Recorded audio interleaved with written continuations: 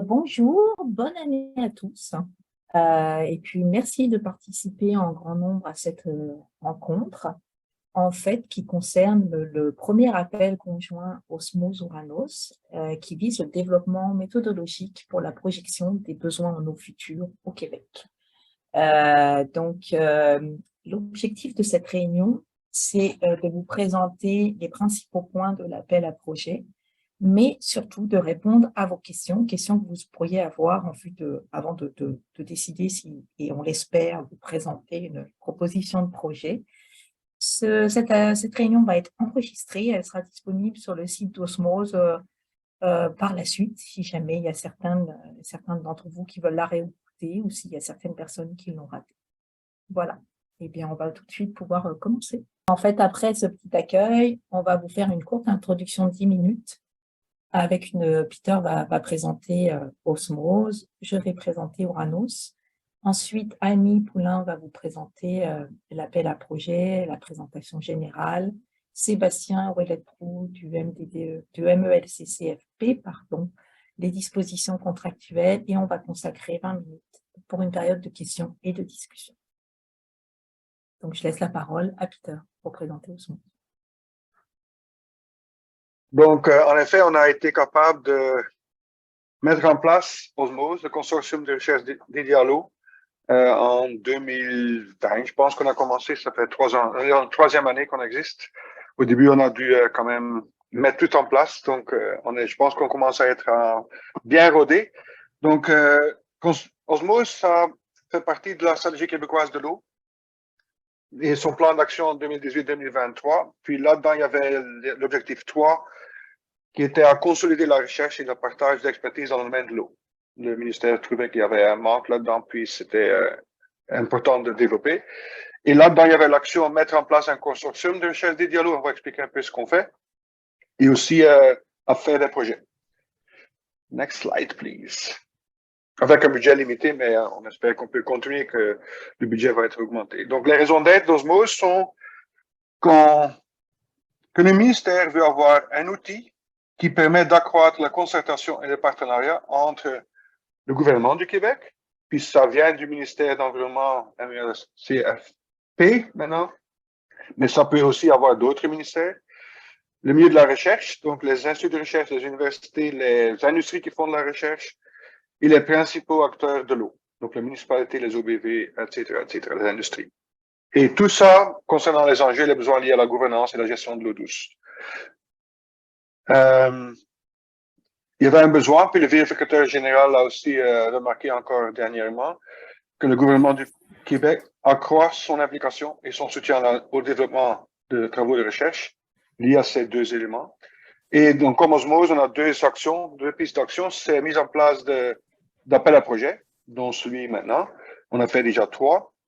Et on a aussi commencé à faire du travail avec le ministère de la Sécurité publique, qui a aussi utilisé Osmose pour faire des appels à projet.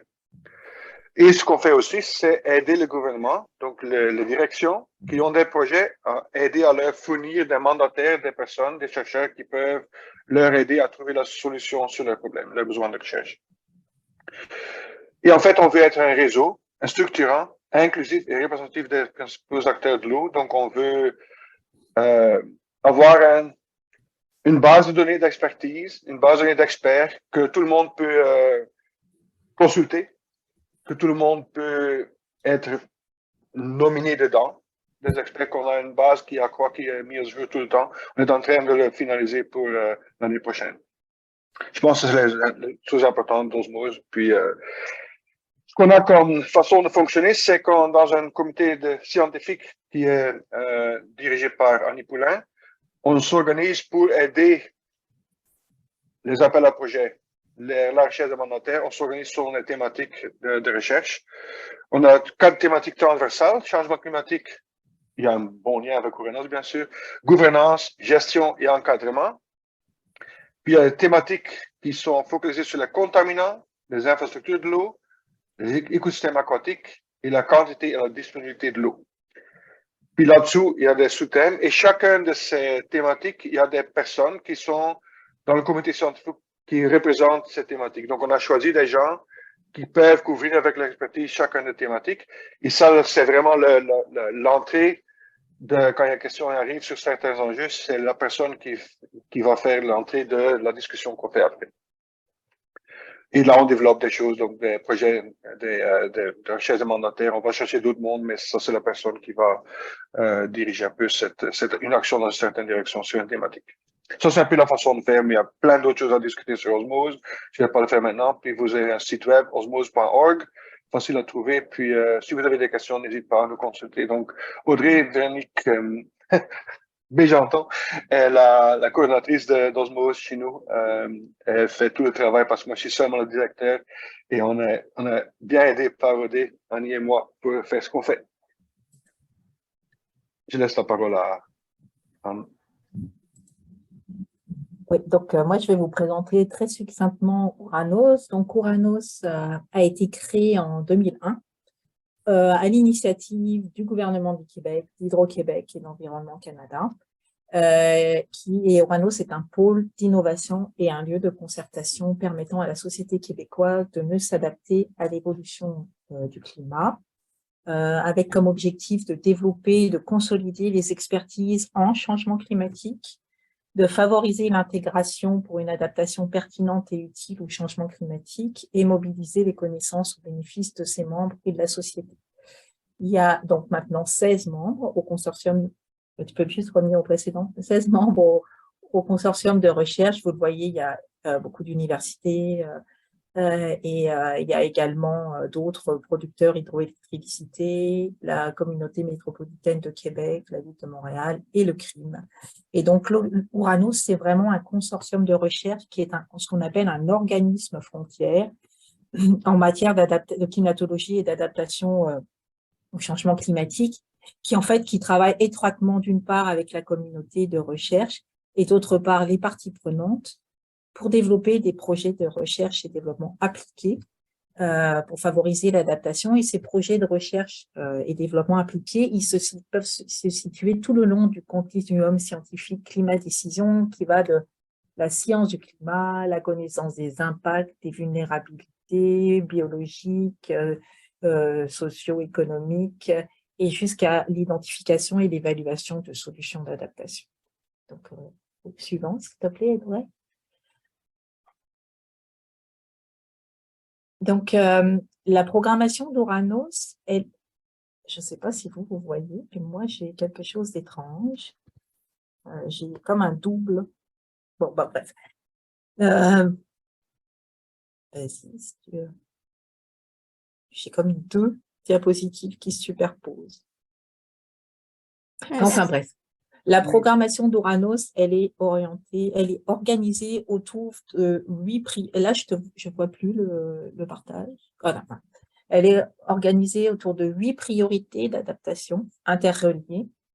Et en fait, elle vise les grands objectifs de la stratégie du gouvernement du Québec en matière d'adaptation, à savoir la pérennité et la sécurité des bâtiments et des infrastructures, la durabilité des activités économiques, le bien-être de la population, le maintien des services écologiques.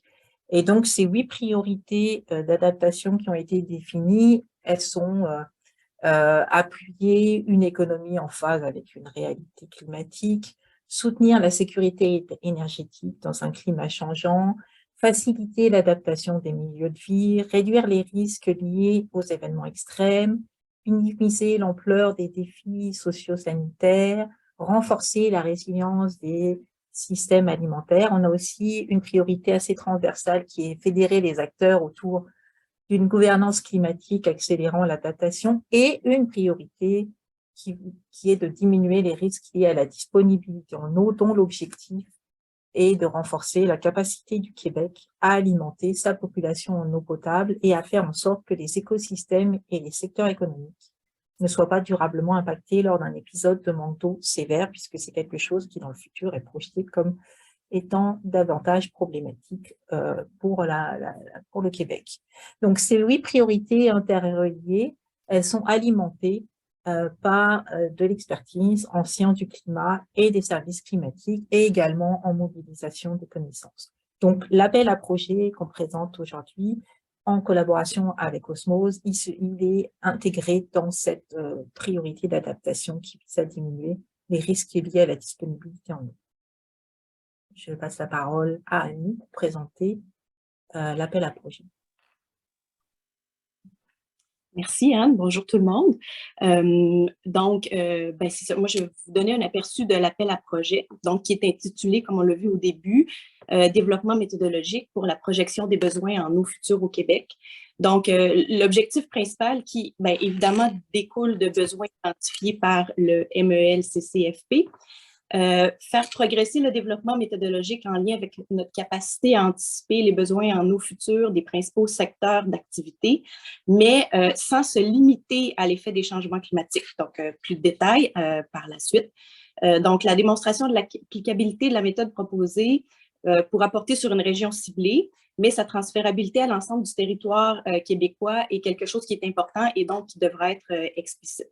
Donc, évidemment, comme ça le dit, le projet doit porter d'abord, oui, sur l'effet des changements climatiques sur les besoins en eau, des principaux secteurs d'activité du Québec, donc ça inclut municipal, agricole, industriel, commercial, institutionnel, mais doit aussi porter sur au moins un des deux volets qui suivent. Donc, le volet 1, qui est évolution prévisible des principaux secteurs d'activité en fonction de l'aménagement du territoire et de l'évolution démographique, ou volet 2, facteurs qui peuvent influencer la projection des besoins en eau.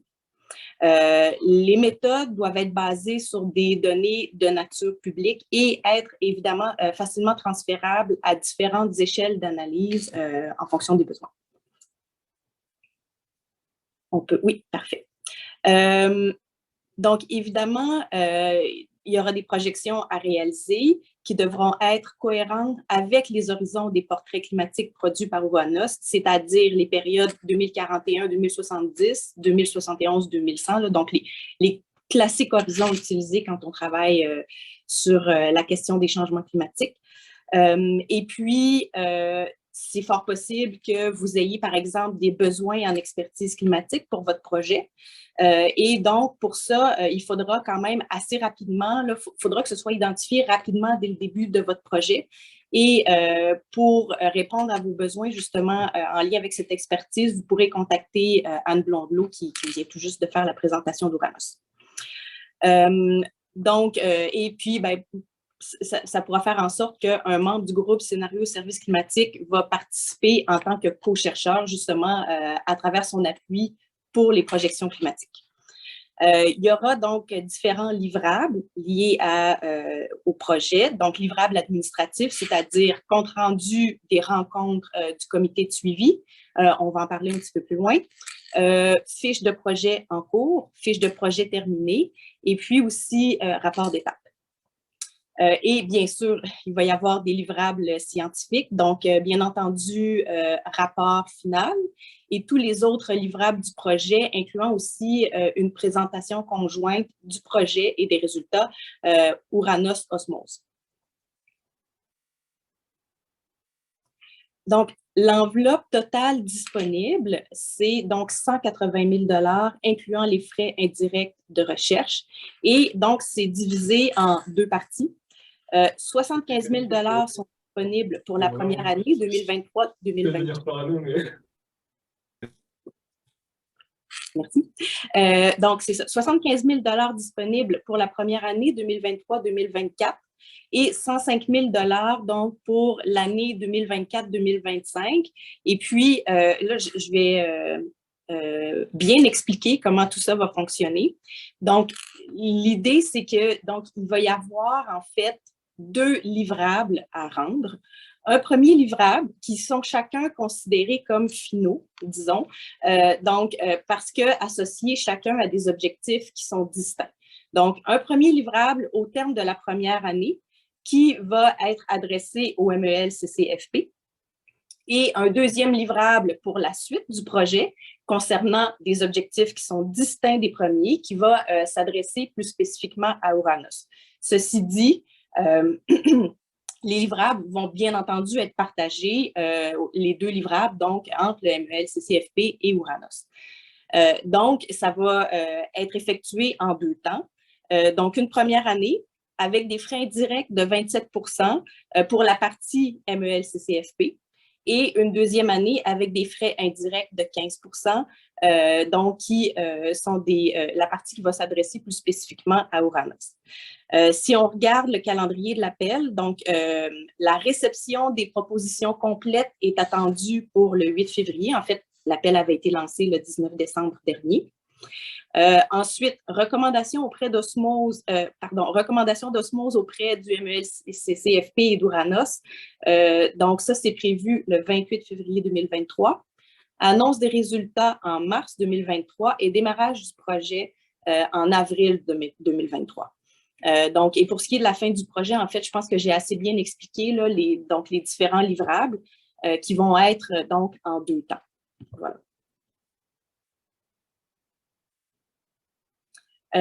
Donc, évidemment, les propositions vont être soumises à une évaluation scientifique et le comité d'évaluation donc va inclure au moins, mais donc normalement un membre du MEL-CCFP, tout dépend du nombre de propositions qui seront reçues, 2 membres du comité scientifique d'osmose qui en fait sont les membres qui sont liés aux thématiques qui se rapportent au présent appel à projet, un représentant d'Ouranos et une personne externe.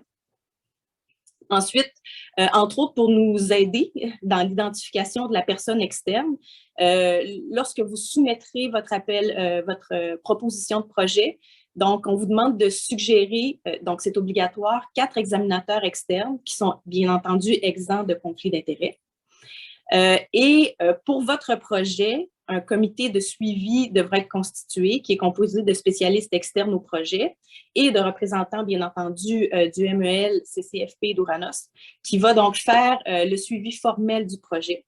Donc, bien entendu, l'équipe retenue va être tenue de maintenir un lien étroit avec autant le MEL, CCFP que Ouranos tout au long de la réalisation du projet. Donc ici, je présente dans le fond les critères d'évaluation des projets. Donc, vous voyez, il y a 4 catégories principales, donc qualité du projet, retombées, bénéfices, équipe et budget. Et puis, qui sont associés donc à des pondérations pour la qualité de 35 retombées, bénéfices 25 équipe 25 et budget 15 donc, je peux quand même les nommer, mais assez rapidement. Là. Donc, qualité du projet, donc original et innovateur, livrable et méthodologie clairement définie, échéancier réaliste, niveau d'adéquation, bien entendu, bien aligné sur les besoins du ministère. Et donc, je pense que pour ça, l'effet de levier, ce n'est pas un élément important. Je pense qu'on devrait d'ailleurs le retirer. Retombées bénéfices, donc le projet va générer des retombées bénéfices tangibles et pratiques pour le MEL-CCFP. Des mécanismes clairs de transfert des connaissances donc, devront être prévus dans le projet. Les résultats potentiels du projet sont applicables hors Québec. Non, merci, c'est gentil. C'est facultatif. Et le projet présente une stratégie de diffusion autant à l'interne qu'à l'externe. Pour ce qui est de l'équipe, bien entendu, on s'attend à ce que les compétences, l'expérience et la réalisation passée de l'équipe soient convaincantes et bien sûr liées aux besoins du projet. L'équipe de recherche, donc, devra mettre en place un mécanisme clair d'interaction avec l'équipe du MEL, CCFP et d'Ouranos. L'équipe doit s'assurer de mettre en place aussi un milieu de travail inclusif et équitable. Et si l'équipe inclut des étudiants, étudiantes, stagiaires postdoctoraux, donc il doit exister un plan clair pour la formation de personnel hautement qualifié qui inclut aussi des opportunités de développement professionnel. Ensuite, pour ce qui est du budget, c'est assez classique, là, donc adéquation du budget proposé et délivrable. Ensuite, on peut attribuer aussi un bonus de 5 % à la proposition de projet qui démontrera clairement une stratégie pour obtenir, donc, par exemple, des fonds additionnels.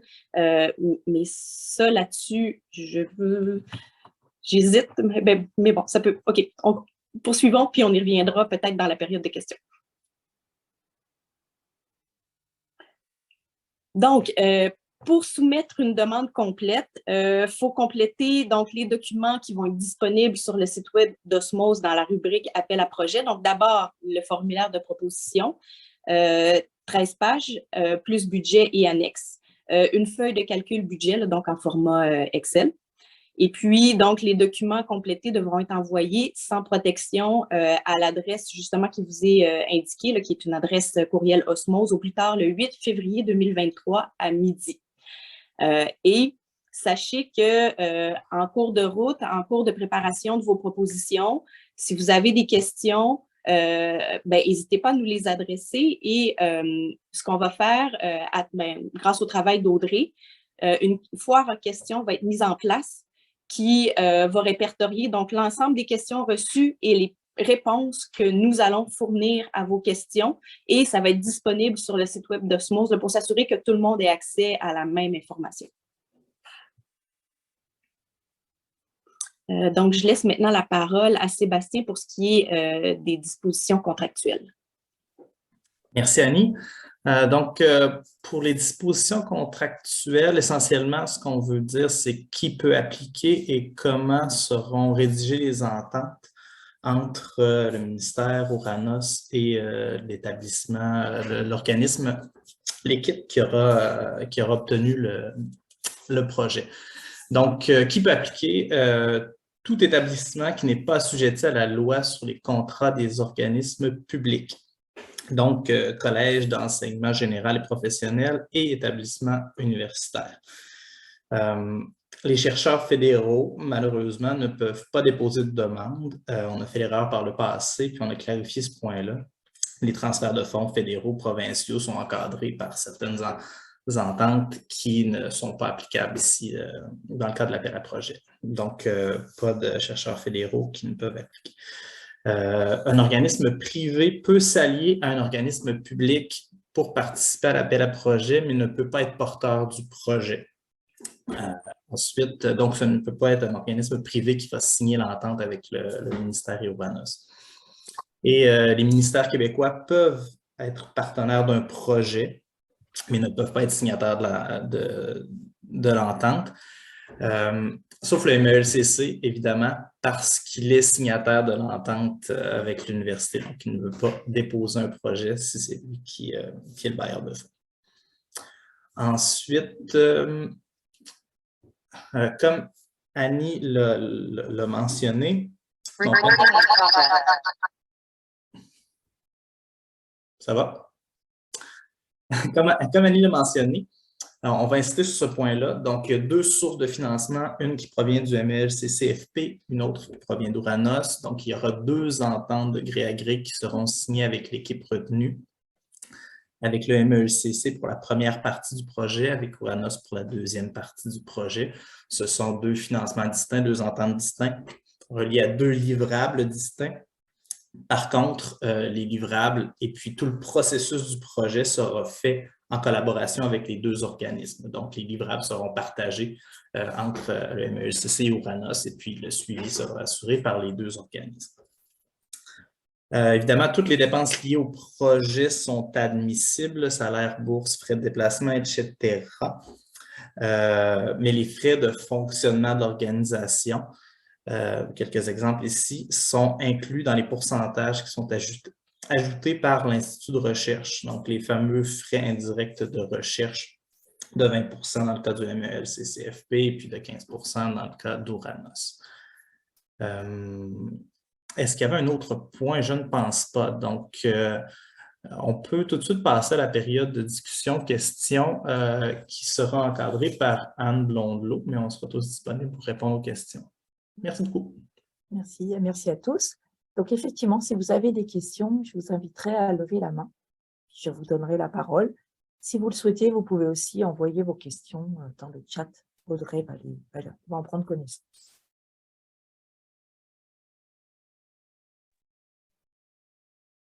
Peut-être, je me disais, en attendant que les gens préparent leur... Ah, là, je vois que Audrey a une question. Donc, on vous écoute, Audrey. Bonjour, merci pour la présentation. Il y a beaucoup d'Audrey sur cet appel. Quand j'entendais Audrey, je me sentais interpellée.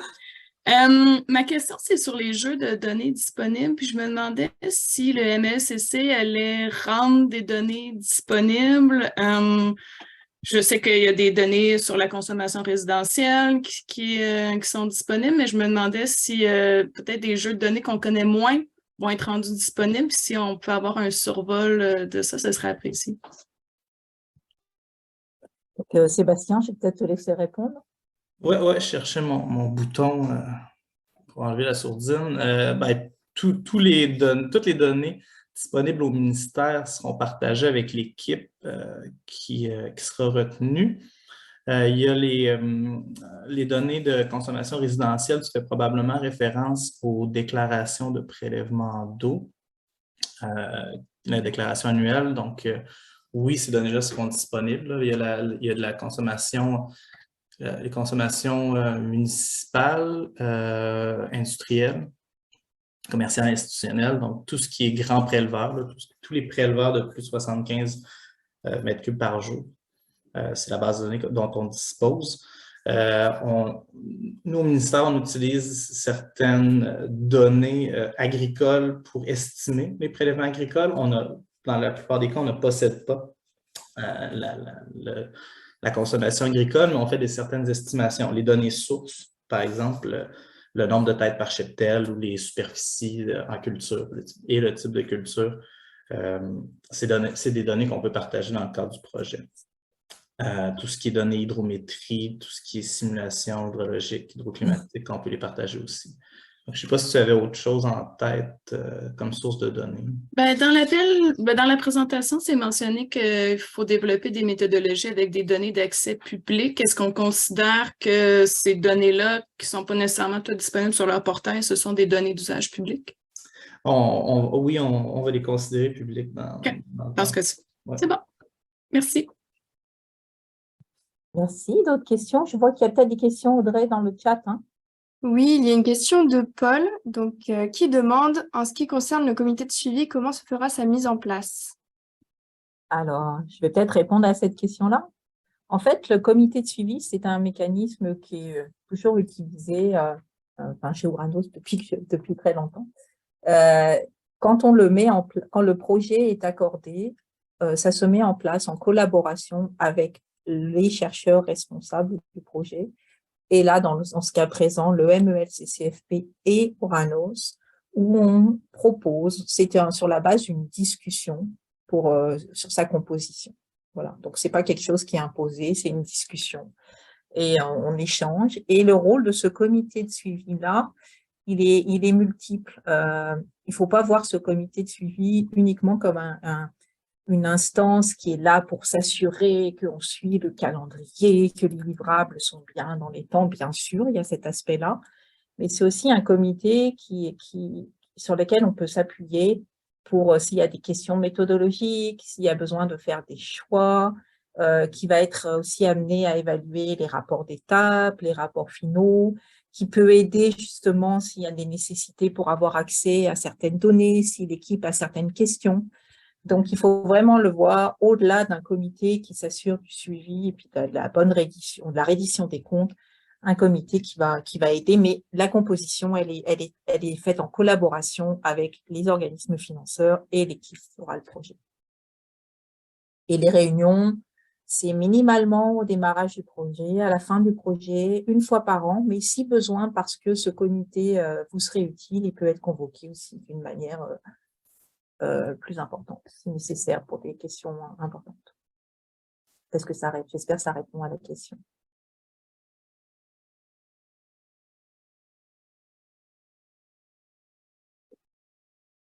Est-ce qu'il y a une autre question? Oui, je vois quelque chose qui est apparu, Audrey.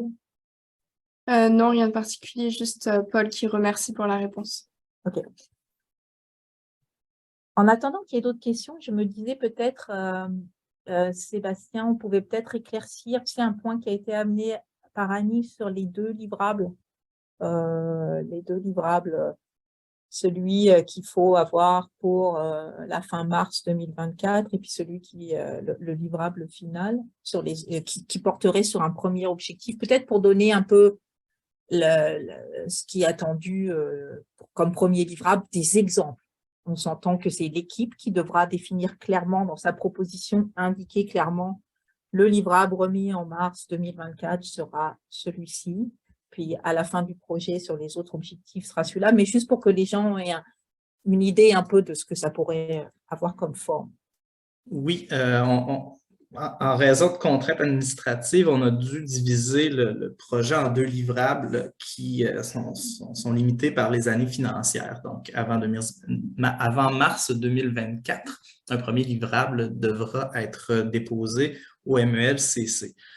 Étant donné la nature du projet, puisqu'il y a juste 1 an pour produire le premier livrable, on imagine par exemple, que dans un premier temps, il pourrait y avoir une revue de littérature qui serait effectuée et puis que le premier livrable qui est déposé au MELCC serait plus, disons, théorique, basé sur ce qui est fait ailleurs, sur les intentions dans le projet. Et puis, dans un deuxième temps, pour le livrable qui est destiné au RANA, ce serait plutôt la partie appliquée, l'application de méthodologie, la démonstration de l'efficacité de la méthode. Donc, c'est un peu de la façon qu'on le voyait. Bien sûr, on va écouter toutes les propositions qui seront soumises. Ce qui est important dans ce cas-ci, c'est que les livrables, à la fois le premier avant mars 2024 et le second qui sera livré au RANOS, que les deux soient autoportants, qu'ils soient livrables en soi, qu'on soit capable de le lire et puis l'évaluer sans l'apport de l'autre livrable. Donc, je ne sais pas si c'est ce que tu avais en tête. C'est parfait. C'est-à-dire que c'est juste, je pensais que c'était utile que les gens aient un peu plus la nature de ce à quoi ça pourrait, quelle forme ça pourrait prendre. Je vois, Audrey, qu'il y a d'autres questions dans le chat. Oui, nous avons 3 autres questions. La première question, c'est concernant les CV du chercheur principal, est-ce qu'il y a des éléments particuliers à y ajouter et est-ce qu'il y a un gabarit? Ben non, il n'y a pas vraiment de gabarit. Je dirais que on s'attend à un CV court, hein, on ne s'attend pas à un CV de 10 pages avec toutes les publications. Mais par contre, si dans le CV du responsable, il y a la possibilité de mettre des expériences qui sont pertinentes, je vous invite à le faire. Ensuite, Michel Landry nous demande si le thème est surtout axé sur la prévision des usages de l'eau, préleveur, et non sur la disponibilité écosystème. Tout à fait. Enfin, je laisserai Sébastien compléter, mais effectivement, dans le cadre des changements climatiques, donc on sait que la disponibilité avec des étiages plus sévères va devenir un problème plus important, mais il est important de savoir si la quantité d'eau disponible permettra de satisfaire de manière équitable les besoins en eau. Et donc, pour ça, on a aussi besoin de connaître la projection des besoins en eau et donc d'être capable de le faire. Et donc, cet appel, il vise vraiment ce volet-là, c'est-à-dire la projection de la demande en eau et des besoins en eau. Sébastien, est-ce que tu veux compléter? Oui, ben tu dresses bien le portrait. L'idée derrière ça, c'est effectivement qu'on fait des projections de disponibilité en eau future, mais on considère un certain statu quo dans l'utilisation de l'eau, dans les usages. Il y a des projets comme le projet RADO qui ont fait certaines projections ou certains scénarios d'évolution des usages de l'eau, mais on n'a aucune méthodologie pour généraliser, projeter cette projection des usages sur l'ensemble du territoire québécois. On va faire dans le cadre de RADO, il y a des études très spécifiques à certaines zones dans le sud du Québec, mais comment on peut projeter ces projections ou étendre ces projections à l'ensemble du sud du Québec ou le faire pour différents horizons climatiques. Donc, c'est un peu dans cette direction-là qu'on veut se diriger, avoir des méthodologies assez robustes pour faire des projections d'usage, pour les coupler avec les projections de disponibilité. Qui sont disponibles notamment, ces projections de disponibilité à travers l'Atlas hydroclimatique du Québec. Est-ce que ça répond à la question? Il y avait une autre question sur le chat avant que je vois qu'Audrey Maheu a relevé la main, mais est-ce que Audrey, il y a une autre question sur le chat qu'on n'a pas adressée? Oui, Anne-Marie Quentin demande si les municipalités peuvent être impliquées en fait dans les projets potentiels. Moi, j'ai envie de dire, comme vous l'avez vu dans l'appel, et puis mes collègues corrigeront, mais il y a développer la méthodologie, mais aussi l'appliquer dans un territoire. Donc, si ce territoire-là, c'est une municipalité, c'est une métropole, c'est une communauté métropolitaine, ça me semblerait assez intéressant que la municipalité participe au projet. Mais est-ce que j'ai dit une erreur? Est-ce que vous avez la même vision? Tout le monde est d'accord avec ça dans l'équipe? Oui, c'est pas un prérequis qu'une municipalité soit impliquée. S'il y en a une qui est impliquée pour mieux appuyer le contexte territorial, le contexte de la municipalité, c'est sûr que c'est souhaité, mais c'est pas nécessaire. Peu de questions dans le chat, Audrey? Donc, Audrey. Donc, je repars à une autre Audrey Maheu. Merci.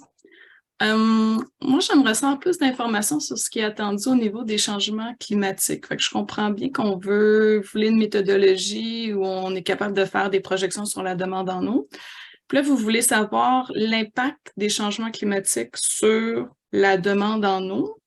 Puis là, éclairez-moi, mais à part dans le secteur agricole, où je vois comme un lien assez fort au niveau de la consommation en eau et d'évolution des changements, avec l'évolution des changements climatiques, est-ce qu'il y a d'autres secteurs que en tout cas, peut-être que je le vois pas, mais je me dis, à part ce secteur-là où le lien est clair, est-ce qu'il y a d'autres secteurs que vous voulez vraiment qu'ils soient pris en compte pour qu'on comprenne l'impact des changements climatiques? Peut-être que vous avez déjà un peu pensé à ces choses-là, puis je serais curieuse de savoir peut-être si le MLCC a comme déjà des pistes de réflexion là-dessus. Je vais prendre la question. Mais c'est sûr, le secteur agricole, c'est celui qui est le plus évident. Est-ce que nous, l'idée de l'appel à projet, c'est de documenter ou d'inclure l'effet des changements climatiques sur l'évolution des besoins en eau, mais c'est pas limité à l'effet des changements climatiques. Donc, c'est tous les facteurs qui vont influencer l'évolution de l'utilisation de l'eau. Les changements climatiques, on voudrait avoir la réponse, en fait. C'est la question qu'on pose. Est-ce que pour le monde municipal, les changements climatiques vont entraîner une augmentation des usages de l'eau? Pour les différents usages municipaux. Moi, je ne le sais pas, c'est une question qu'on pose. Ensuite, est-ce que certains procédés industriels, certaines industries vont devoir modifier leurs pratiques parce que les températures vont être plus élevées, parce qu'il va y avoir davantage de précipitations à certains moments de l'année, moins à d'autres moments de l'année. Donc, c'est un peu les questions qu'on pose. Okay, je comprends. Fait que c'est, dans le fond, vous n'avez pas nécessairement une certaine piste où vous dites on voudrait vraiment des réponses à ça. Vous êtes à la recherche de la réponse à cette question. Ouais, c'est très exploratoire. C'est un premier projet. On est conscient qu'il ne va pas tout couvrir, mais on veut faire évoluer la méthodologie sur laquelle on pourra bâtir par la suite pour la compléter. Et puis encore une fois, oui, on veut que ça prenne en compte les changements climatiques, mais on veut aussi que ça prenne en compte d'autres facteurs, par exemple l'évolution démographique ou autres. Oui, ça, je pense que c'est assez clair. C'est comme ça, c'est assez classique. C'était plus la question des changements climatiques. Je pense que je voulais mieux comprendre l'ampleur de ce qui devait être considéré, je pense, au niveau des changements climatiques. Ça répond à ma question. Mathieu Pacard? Oui, Mathieu Pacard, oui. Oui, bonjour. Merci pour la présentation. Juste pour être sûr ça complète un peu la question de Audrey. Par rapport au projet RADO, par exemple, d'Uranos, où il y avait déjà cet exercice de projection et puis d'analyse des impacts des différents facteurs liés au changement climatique et puis à cette évolution de la demande.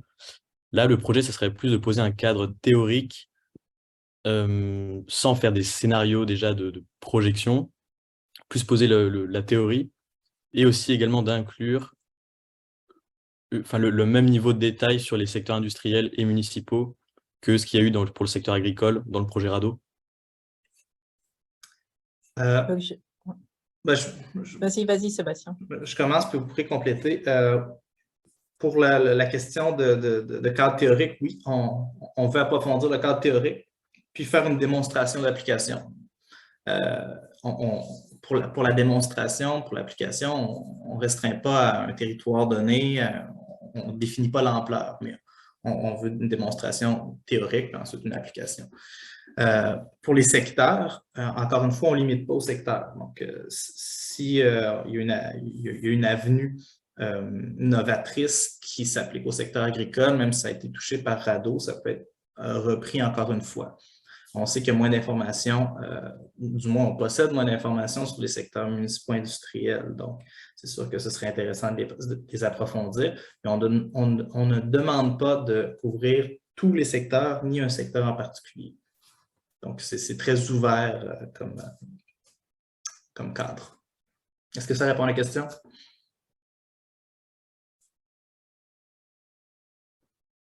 Par contre, je ne sais pas si mes collègues partagent cette vision, mais dans le cadre où on veut aussi que cette méthode, c'est demandé, puisse être reproduite, eh bien c'est sûr qu'il faut quand même prendre un usage que l'on retrouve un peu, qui soit assez général. Au Québec, il ne faut pas prendre un usage très pointu sur un territoire, ou des usages, un bouquet d'usages qui sont quand même représentatifs de quelque chose qu'on trouve au Québec pour pouvoir l'appliquer.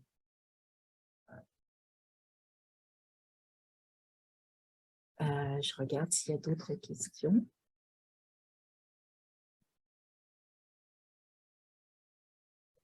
Je ne vois pas. Donc, juste une autre précision en attendant, sur des aspects plus administratifs et financiers, parce qu'on risque de l'avoir, cette question-là. On a mis la première année 75 000 $, qui est la somme provenant du ministère.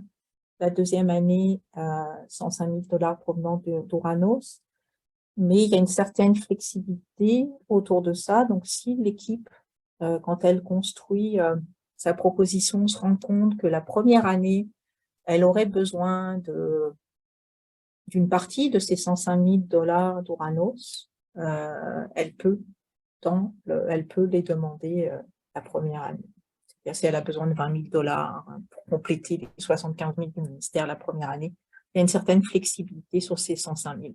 Ceux du ministère doivent être dépensés avant mars 2024, mais ceux d'Ouranos pourraient être dépensés un peu avant, sur la première année, si nécessaire. Et puis également, sur l'équipe de projet, on vous invite, comme l'a dit Annie, à avoir une équipe qui à vous entourer de collaborateurs qui ont une expertise qui soit multiple et qui fasse du sens par rapport au projet. Je regarde. Il y a d'autres questions. Il ne me semble pas, donc on va peut-être Audrey, je ne sais pas, je vais te laisser la main. Tu as plus que moi, donc est-ce qu'on laisse un certain temps et puis on... Je pense qu'on peut inviter les participants à m'écrire à info@osmose.org en cas de questions à l'issue du webinaire. Et donc, je me ferai un plaisir de transmettre toutes vos questions aux personnes ressources et on vous reviendra dès que possible. Et aussi, ce sera donc publié sur notre site internet Osmose. Et puis, on vous remercie encore une fois d'avoir participé à cet appel. On espère que ça suscite, on voit que ça suscite l'intérêt, puis on espère que ça vous a incité à soumettre des propositions et on a hâte de les lire. Merci beaucoup.